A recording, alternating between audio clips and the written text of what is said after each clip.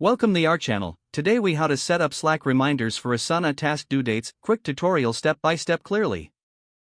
To set up Slack reminders for Asana task due dates, start by ensuring you have both Asana and Slack accounts linked. Open your Slack workspace and navigate to the channel where you want to receive reminders.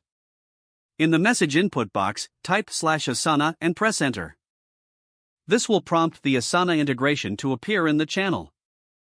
Click on Add to Slack to connect your Asana account with your Slack workspace. You'll be redirected to a new page where you can authorize Slack to access your Asana account. Once authorization is complete, return to your Slack channel. Now, in the same message input box, type /remind followed by your reminder details. For example, you can write "Remind me to check Asana task at 3 p.m. Include the specific due date to link it specifically to an Asana task. Copy the task URL from Asana. Paste the URL into your Slack message along with the reminder details. This way, your reminder will include a direct link to the specific task. You can also customize your reminders with specific keywords or phrases. Check in the Asana integration settings within Slack to adjust notification preferences. Once everything is set, you'll receive Slack reminders automatically as your tasks approach their due dates. Monitor your reminders regularly to stay on top of your tasks in Asana. And that's how you set up Slack reminders for your Asana task due dates.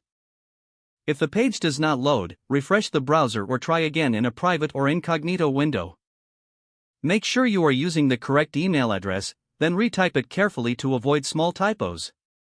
If your password is not accepted, use the reset option and create a new strong password you can remember.